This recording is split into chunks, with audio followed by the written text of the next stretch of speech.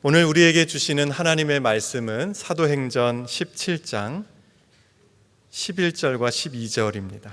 사도행전 17장 11절, 12절 신약성경 217면에 있습니다. 제가 봉독하겠습니다. 베레아에 있는 사람들은 데살로니가에 있는 사람들보다 더 너그러워서 간절한 마음으로 말씀을 받고 이것이 그러한가 하여 날마다 성경을 상고함으로 그 중에 믿는 사람이 많고 또 헬라의 귀부인과 남자가 적지 아니하나. 아멘. 여러분, 요즘에 넷플릭스에서 가장 이슈가 되고 있는 작품 하나가 있습니다. 나는 신이다 라는 제목의 다큐멘터리입니다. 우리 한국 사회를 좀 힘들게 했던, 논란이 되었던 그 이단의 집단들 그리고 그 교주들 상당히 밀착 취재를 해서 이렇게 조사하고 또 검증하고 그래서 이 다큐멘터리를 만들었습니다. JMS의 정명석 그리고 오대양의 박순자, 오래전에 있었던 사건이죠. 오대양 사건. 32명이 함께 집단 변사체로 발견이 됐습니다. 또 아가동산의 김귀순 그리고 만민중앙교회 이재로. 그런데 이 사람들의 공통점은 말 그대로 나는 신이다. 자기를 신으로 자칭 부르고 아니면 자기를 재림 예수로 부르는 사람들이었습니다. 그런데 결과는 돈 문제, 아니면 성폭력, 아니면 살인 이런 것 때문에 결국은 철장 신세를 졌지요.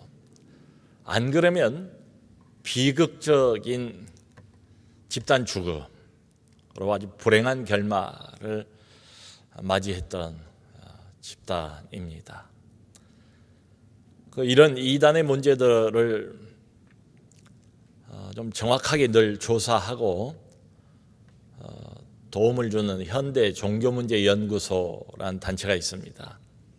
거기에 의하면 지금까지 우리 한국 사회에서 자칭 하나님이다 주장했던 사람들이 한 20여 명, 또 스스로 나는 재림 예수다 이렇게 주장했던 사람들이 약 50여 명 정도 되는 것으로 알려져 있습니다. 그런데 이 모든 이단들의 공통적인 특징 하나가 있습니다. 그것은 무엇인고 하면 바로 교주에 대한 맹신입니다.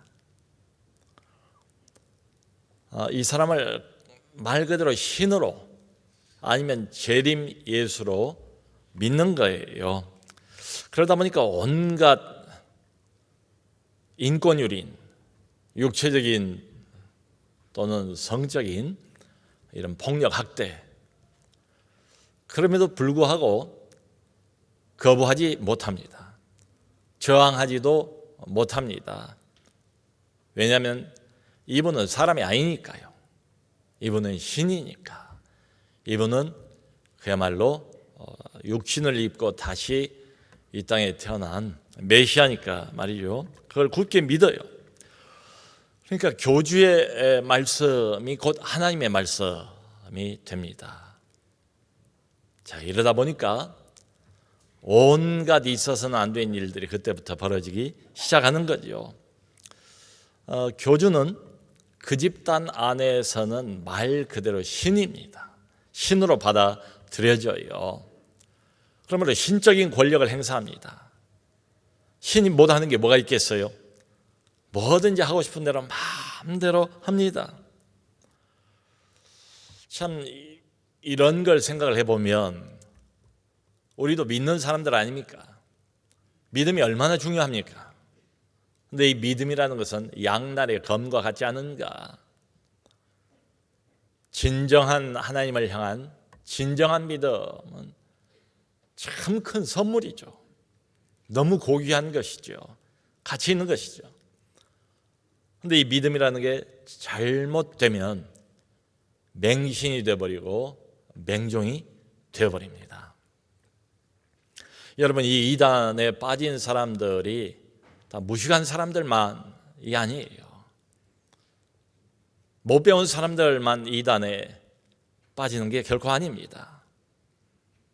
이번에도 보니까 거기에 소위 명문대학의 대학생들, 의사들 또는 법조인들, 각계 전문인들, 이런저런 사람들이 거기에 빠져 있어요. 근데 이것과 비교해서 교주란 사람들 몇몇 어떤가? 어떤 교주는 초등학교밖에 못 나왔어요. 학력이 변변치가 못해요. 학력이 전부는 아니겠지만 많이 배운 사람들이 아니에요. 유식한 사람들이 아니에요. 외모가 그럴듯한 것도 전혀 아니에요. 말을 아주 설득력 있게 잘하는 사람들도 아니에요. 화술이 좋은 것도 아니고 말도 발음도 제대로 때로는 하지를 못하는 이런 사람들, 그런 사람들이 교주예요. 신으로 떠받들여지고 있어요. 그러니까 이런 의문이 안 생길 수가 없죠. 도대체 왜 겉으로 보면 이렇게 멀쩡해 보이는 사람들이 말도 안 되는 이 이단에 빠지게 되는 것인가? 교주를 신으로 믿고 있는 것인가? 여러분, 우리가 인생을 살아갈 때에 그저 매일같이 뭔가를 결정해야 됩니다. 선택을 해야 되고 판단을 해야 됩니다. 이게 옳은지 그른지를 판단해야죠. 이 말을 들을 것인지 말 것인지를 판단해야죠. 이 사람을 따를 것인지 말 것인지 역시 또 결정을 해야 됩니다. 자, 여러분, 그런데 생각을 해보면 이 모든 선택, 결정, 판단 배후에는 어떤 근거가 있어요. 안 그러겠습니까? 이게 뭔가를 우리가 판단하려고 할 때는 그 판단의 기준이 있습니다. 근거가 있어요. 여러분, 대부분 사람들은 무엇에 근거해서 판단을 합니까? 상식이지요. 이성이지요. 논리지요. 또 내가 경험한 과거의 경험들, 이런 것들에 근거해서 선택을 하고 판단을 하고 결정을 합니다. 또 우리 믿는 사람들 같으면 성경 하나님의 말씀에 근거해서 판단을 하지요. 그런데 여기 이단에 빠진 사람들은 다 공통적으로 무엇을 최종 근거로 삼는가 하면 오직 한 가지입니다. 교주예요. 교주의 가르침이에요. 그 집단에서 가르쳐주는 소위 교주의 말씀입니다. 이게 모든 판단 결정의 유일한 잣대가 됩니다. 최종 근거가 돼요. 왜냐하면 이분은 절대 지존이신 하나님이시니까 하나님 자신으로 믿는 거예요. 그러니까 이 사람의 말은 곧 하나님의 말씀, 이 사람의 명령은 곧 하나님의 명령이 돼요. 그걸 그렇게 믿고 따라요. 그러니까 이번 그 다큐에도 보면 그 교주의 말을 따라서 자기 부모를 때립니다. 그 말을 따라서 자기 아이를 때립니다. 교주의 말을 따라서 살인도 서슴지 않습니다. 그러면서도 자원해서 온갖 일을 마치 노예처럼 계속해서 날이면 날마다 열심히 합니다. 교주의 명령을 따라서 남자들은 거세를 하기도 해요. 교주의 명령에 따라서 여자들은 수청을 들기도 해요. 근데 이 모든 게 다 괜찮아요. 왜냐하면 하나님을 위해서 하는 일이니까. 내 주님을 위해서 하는 일이니까. 그러니까 나의 시간, 나의 노력, 나의 정성을 다 바칩니다. 나의 가정 그리고 내 아이까지도 교주에게 기꺼이 바치게 되는 거지요. 참 상식적으로는 도무지 이해가 안 가지요. 한 걸음만 떼어 놓고 바라다 보면 객관적으로는 도무지 이해가 안 갑니다. 얼마나 어리석습니까? 그리고 얼마나 비참하고 얼마나 불행한 일입니까? 근데 이 사람들은 참 안타깝게도 일부는 빠져나옵니다. 그런데 또 많은 사람들은 끝까지 교주를 따라갑니다. 죽음에 이르기까지. 마지막까지 충성을 다 하게 돼요. 참 어쩌다 이렇게 되어버렸을까? 겉으로 보면 멀쩡해 보이는 사람들인데 어쩌다 이렇게 영혼이 망가져 버렸을까? 이 지경까지 오게 되었을까? 금방 갑자기 순식간에 이런 일들이 일어나는 것은 아니에요. 보면 항상 세뇌를 당하는 과정이 있습니다. 상당히 긴 기간 동안 소위 브레인워시, 세뇌를 당해요. 가스라이팅을 상당히 오랫동안 당해온 거예요. 여러분 그 개구리 삶기라는 그 예화가 있지 않습니까? 그저 불 위에 냄비를 얹어놓고 거기에 물을 붓고 적당한 온도로 개구리를 집어넣으면 그 온도가 알맞으니까 개구리가 기분 좋게 가만히 무장해제를 하고 그러다가 점점 온도가 올라가지 않습니까? 그러면 좋았는데 그저 항상 좋은 줄 알고 시간이 지나가면 갈수록 개구리는 나도 모르는 사이에 익어버리고 말죠. 마치 그런 과정과 비슷해요.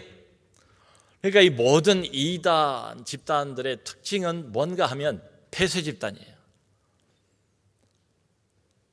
바깥 소식이 들리면 안 돼요. 객관적인 잣대와 검증을 하면 곤란해요. 그러니까 항상 폐쇄시켜야 됩니다. 오직 교주만 보이도록, 오직 교주의 말만 들리도록. 그러다 보니까 교주가 모든 일에 있어서 최종적인 권위가 되고 말죠. 여러분 그렇게 되면 그 폐쇄 집단 안에서는 무슨 일이든지 일어날 수가 있는 거지요. 참 이런 것들을 염두에 두고 우리가 믿음의 문제를 살펴보면 도대체 믿음이라는 게 뭘까? 믿음 문제, 신앙 문제, 그 핵심은 어디에 있는가? 그것은 권위의 문제입니다. 나의 믿음의 근거를 어디에 두는가? 이게 제일 중요해요. 내 삶의 기준, 이걸 어디에 근거할 것인가? 이거에 제일 중요합니다. 무엇을 판단하고 무엇을 선택하고 무엇을 결정하는 가장 기본적인 토대가 뭐냐, 근거가 뭐냐, 기초가 뭐냐, 나는 어디에 내 인생의 뿌리를 내릴 것인가, 이 모든 것은 여러분 한마디로 권위를 어디에 둘 것인가, 권위의 문제입니다. 이단에 빠진 모든 사람들은 다 예외가 없습니다. 교주가 최종 권위예요. 교주의 말씀이 최종 권위입니다. 잣대입니다. 기준입니다. 그리고는 그걸 통해서 모든 걸 바라봅니다. 그걸 통해서 모든 걸 판단을 해요. 여러분 우리가 아까 읽었던 사도행전 17장 여기 11절 12절을 보면 베레아라는 지역이 있습니다. 그리스 북쪽이에요. 바울이 그 전도를 했던 지역은 터키였습니다. 지금의 터키, 소아시아라고 성경에 불리우고 있는 그 지방에 전도를 했어요. 그러다가 어느 날 마게도니아 사람 하나가 환상 중에 이쪽으로 와서 좀 도와주세요. 그걸 보고 하나님의 뜻인 줄로 알고 마게도니아 지역, 그러니까 지금 유럽입니다. 아시아 전도를 뒤로 하고 유럽 지역으로 가서 본격적으로 복음을 전하기 시작했습니다. 맨 처음에 빌립보에 도착합니다. 그 다음에 데살로니가로 옵니다. 그리고 이제 온 지역이 바로 여기 베레아예요. 그런데 다른 지역과 다르게 이 베레아 교인들은 분명한 특징 하나가 있었답니다. 그게 뭔가가 바로 오늘 아까 읽었던 11절, 12절에 잘 나와 있어요. 베레아 교인들은 성경 말씀, 거기에 자신들의 최종 권위를 두었답니다. 하나님의 말씀, 이것을 무언가를 판단하고 선택하고 결정하는 가장 근거가 되는 기준으로 삼았대요. 바울은 지금 2차 선교 여행 중입니다. 어느 새로운 지역을 가면 선교 전략상 유대인의 회당을 먼저 들어갔습니다. 그래도 유대인들은 하나님의 백성들 아닙니까? 여호와 하나님을 알고 있지 않습니까? 또 하나님의 말씀과 율법을 가지고 있지 않습니까? 그래서 베레아에 들어가서도 유대인 회당에 가서 말씀을 전했대요. 근데 이 사람들은 여기 성경에는 마음이 더 너그러워서 했는데 이 말의 뜻은 어떤 사람의 이야기를 마음을 열고 들을 줄 알았다. 자기의 편견에 사로잡히기보다는 마음을 열고 객관적으로 뭔가를 들을 수 있는 이런 사람이었다. 이런 뜻입니다. 마음을 열고 바울의 말을 들었대요. 설교를 들었대요. 그러니까 그게 은혜가 크게 됐대요. 그런데 거기에서 끝나지 않았습니다. 이게 본문의 아주 요점입니다. 자기들이 들었던 설교의 말씀을 구약 성경, 본인들이 가지고 있는 구약 성경에 비추어서 검증을 해봤대요.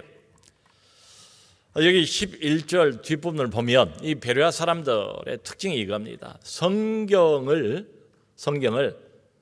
그런가 하고 상고를 했대요. 이 상고란 말이 요즘엔 참 안 쓰는 말이죠. 성경을 연구했다 이런 뜻입니다. 그러니까 바울의 말을 들었어요. 들을 땐 좋았어요. 그럴듯했어요. 뭔가 있는 것 같았어요. 그런데 거기서 끝나지 않고 바울의 말을 집에 와서 가지고 있는 구약 성경을 갖고 비교 연구를 해봤어요. 이를테면 이 사람의 말, 바울의 말, 바울이 복음을 전했겠죠. 복음의 핵심인 예수 그리스도를 말하지 않았겠습니까? 근데 그냥 그 자리에서 무조건적으로 다 흡수하고 받아들인 게 아니라 구약 성경을 가지고 검증을 해봤다. 참 얼마나 바람직한 태도입니까? 어떤 이야기를 듣고 무조건 다 받아들인 것도 아니고 어떤 이야기를 듣고 처음부터 다짜고짜 다 반대하고 거절한 것도 아니었대요. 열린 마음을 가지고 들었대요. 근데 거기서 끝나지 않았대요. 최종적인 권위가 성경에 있으니까 이 말이 맞는가 틀리는가를 성경으로 조사를 했대요. 시험을 해봤대요. 여러분 중요한 건 뭔가 하면 이 베레아 교인들이 마지막으로 어디에 호소를 하고 있습니까? 뭔가 중요한 것을 결정하고 판단할 때 무엇을 기준으로 삼고 있습니까? 그 최종 권위가 바로 성경이었다. 그러니까 이단 집단의 모든 사람들이 교주로부터 출발하고 교주의 말씀으로부터 출발을 하는 것과 완전히 상반되지요. 이 베레아 교인들은 성경 말씀으로부터 출발을 했대요. 성경에 근거해서 성경으로 모든 것을 판단을 했다. 이런 말입니다. 여러분 이거야말로 얼마나 안전한 신앙이겠습니까? 얼마나 바람직한 신앙이겠습니까? 근데 바로 직전에 데살로니가에서 복음을 전했을 땐 분위기가 완전히 반대였습니다. 지금 둘 다 그리스 안에 있는 지역이거든요. 데살로니가에 갔을 때도 늘 그랬던 것처럼 유대인 회당으로 먼저 들어갔습니다. 그리고 여기 17장 앞부분을 보면 새 안식일에 걸쳐서 바울이 성경을 강론을 했대요. 여러분, 바울이 설교한 것도 어디에 근거를 했습니까? 성경 말씀에 근거를 하고 있습니다. 그저 자기 이야기를 한 게 아니에요. 복음이라는 게 자기가 만들어낸 게 아니지 않습니까? 이미 구약 성경에 복음의 씨앗들이 다 여기저기 담겨 있는 것 아니겠습니까? 그러니까 하나님의 말씀이 이 성경의 최종 권위를 두고 바울도 복음을 전하고 설교를 한 거예요. 유대인들이 들으면 당연히 못 받아들일 이야기가 있겠죠. 온 세상에 은혜의 시대가 왔다. 이제는 이방인들에게도 구원의 문이 활짝 열렸다. 유대인들만이 하나님의 특별한 사랑을 받고 있는 민족이 더 이상 아니다. 뭐 이런 이야기 아니겠습니까? 그게 유대인들이 좋아할 리가 없어요. 그래서 유대인들하고 바울이 토론도 했대요. 그러면서 하는 말이 내가 전하는 이 예수가 곧 그리스도다. 내가 전하는 이 예수가 우리 히브리인들이 오랫동안 기다려온 바로 그 메시아다라는 것을 증명을 했어요. 그래서 복음을 듣고 많은 헬라인들, 이방인들이 믿게 됐대요. 그리고 지체가 높으신 귀부인들도 회심을 하는 사람들이 많이 있었대요. 근데 그걸 보고 유대인들이 본격적으로 시기를 한 겁니다. 그래서는 시장에 나가서 불량배들을 모아서 폭동을 일으켰대요. 이 바울 일행을 없애기 위해서. 가만히 내버려두면 큰일 나게 생겼어요. 그래서 밤중에 제자들이 몰래 바울과 실라를 베레아로 내려 보낸 겁니다. 여러분, 이 데살로니가 유대인들은 최종 권위가 무엇이었습니까? 뭔가를 판단하고 선택하고 결정하는 최종 권위가 자신들의 전통입니다. 자신들의 관습입니다. 대대로 물려받은 자부심, 선민사상, 이게 최종적인 기준이고 잣대고 그래요. 이걸로 모든 것을 판단을 해요. 그러니까 더 이상 바울의 말을 듣고 싶지가 않지요. 바울의 말이 들리지도 않지요. 그리고는 적극적으로 복음을 핍박을 합니다. 여러분, 우리도 교회가 오래되면 교회 전통이라는 게 있지 않습니까? 참 우스갯소리로 예전에는 다 바닥에 앉아서 예배를 드렸는데 거기에 의자를 깔 것인가 말 것인가를 가지고 그야말로 아주 심각한 다툼, 오랜 시간이 걸려서 참 지금 생각해 보면 얼마나 우스운 일이에요. 근데 이 데살로니가 교인들은 바로 그 전통에 사로잡혔고 그게 최종 권위니까 그 눈으로 모든 걸 바라보고 판단을 하는 거예요. 자, 여러분, 중요한 건 뭔가 하면 이 사람들, 그러니까 이 데살로니가의 유대인들도 구약 성경을 베레아 교인들처럼 다 가지고 있었어요. 이 사람들 모두도 다 구약 성경을 하나님 말씀으로 믿었어요. 여러분, 이게 무엇을 말하겠습니까? 그러니까 그저 성경을 내가 가지고 있다, 그게 능사가 아니에요. 내가 성경을 하나님 말씀으로 믿는다, 이게 전부가 아니에요. 참 이런 데살로니가 교인들의 모습을 보면 성경이라는 게 있기는 있어도 가지고는 있어도 하나님 말씀으로 인정은 해도 완전히 무용지물 아닙니까? 복음과는 정반대로 오히려 복음을 핍박하는 핍박자로 하나님의 원수로 이 사람들이 등장하는 걸 보면 여기서 끝나서는 안 되지 않는가? 베레아 교인들은 이것과는 달랐대요. 여기 11절 뒷부분을 이제 구체적으로 이렇게 나와 있어요.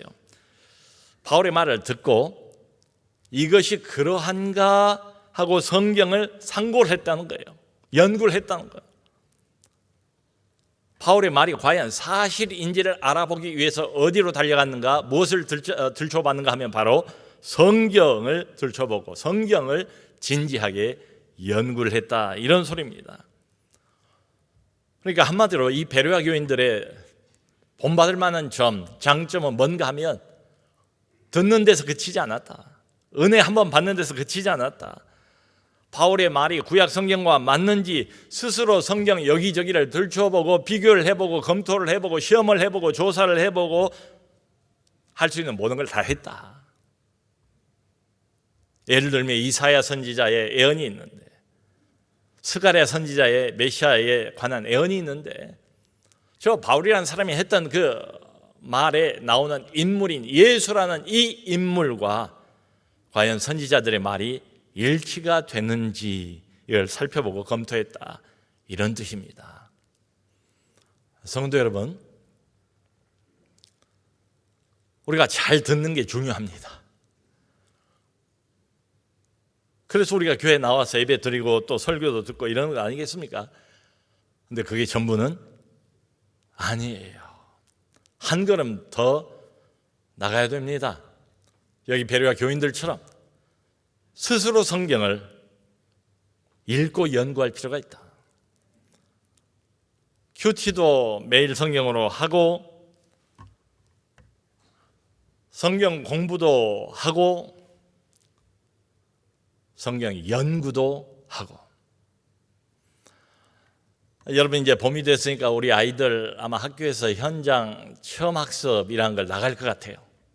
저 얼마나 아름답고 좋은 계절입니까? 그러면 분위기가 아무래도 교실 안에 있을 때하고는 다르지 않겠어요? 교실 안에서 선생님에게 수업을 듣는 것하고 완전히 다르죠. 숲 체험을 한번 생각을 해봅시다. 아이들이 직접 숲 안으로 들어갑니다. 선생님 따라서 나무를 만져봅니다. 풀을 만져봅니다. 꽃을 만져봅니다. 손으로 감각을 해보는 거죠. 촉감을 느끼는 거죠. 또 코를 대고 냄새를 맡아봅니다. 향기를 맡아봅니다. 후각으로 감각을 해보는 거죠. 그런가 하면 날아다니는 여러 종류의 새들의 울음소리를 듣습니다. 여러분, 이게 다 뭡니까? 학습이지요. 그러니까 교실 안에서 새가 어떻고 나무가 어떻고 꽃이 어떻고 이렇게 이야기를 하는 거하고 밖에 나가서 본인이 직접 스스로 체험을 해보는 거하고 다르죠. 어느 게 더 학습 효과가 있겠습니까? 두말할 필요가 없지요. 뭐든지 직접 스스로 체험을 했을 때 그게 내 것이 되는 거지요. 여러분, 영적인 진리도 이와 비슷한 면이 있어요. 여기서 목회자가 설교를 합니다. 성경을 가르칩니다. 좋습니다. 잘 들어야 됩니다. 마음을 열어야 됩니다. 베레아 교인들처럼. 근데 거기서 끝나지 말았으면 좋겠어요. 한 걸음 더 나갈 필요가 있다. 혼자 스스로 매일 성경도 하고 성경 통독도 하고 성경 연구도 해보고. 여러분, 요즘 우리나라에 마음만 먹으면 우리 평신도들도 얼마든지 성경을 연구할 수 있는 좋은 참고서들, 좋은 주석들이 많습니다. 두꺼운 여러 권의 주석이 아니라도 말씀을 간단하게 풀어주는 참고할 만한 좋은 단권 주석들도 얼마든지 있습니다. 여기 많은 분들이 다 아이들 키우는 부모님들이시잖아요. 부모가 되어서 아이들에게 가장 많이 하는 잔소리, 공부해라 아닙니까? 그런데 어떻게 효과가 납니까? 종종 역효과가 나잖아요. 사실은 우리도 다 그 시절, 그 과정들을 거쳐오지 않았습니까? 아무리 공부하라고 노래를 불러도 잘 안 돼요. 여러분, 무슨 학습이든지 무슨 공부이든지 진짜 효과가 나려면 본인 스스로가 공부를 해야 돼요. 억지로 주입식, 이건 한계가 있습니다. 베레아 교인들이 그랬다는 거예요. 본인 스스로 자원해서 이 모든 것들의 판단의 최종 근거, 최종 권위를 성경에 두고 심지어는 바울이 어떤 사람입니까? 바울 같은 인물이 이 자리에 서서 설교를 한다면 전국의 교회가 난리 나지 않겠어요? 근데 이런 바울의 설교의 말씀도 듣고 이것이 그러한가 집으로 돌아와서는 성경을 펼쳐보고 바울의 말을 성경으로 비춰봤다. 여러분, 여기 성경을 보면 우리가 주목할 한 단어가 더 나와 있어요. 베레아 교인들이 이것이 그러한가 하여 날마다 성경을 연구했다. 한두 번 이런 게 아니었대요. 매일 쉬지 않고 꾸준히 성경을 보았대요. 그러니까 우리가 하루를 시작할 때에 맨 먼저 해야 될 일, 바로 이 성경 하나님의 말씀을 먼저 대면하는 겁니다. 성경을 읽는 겁니다. 하나님의 말씀을 받는 겁니다. 그리고 하루의 어떤 방향성을 제대로 설정하는 것입니다. 이게 왜 중요한가 하면 하루를 살아가면서도 얼마나 많은 세상 목소리들이 들립니까? 자칫 잘못하면 방향을 잃어버려요. 얼마나 많은 세상 기준들이 있습니까? 얼마나 많은 세상 잣대들이 있습니까?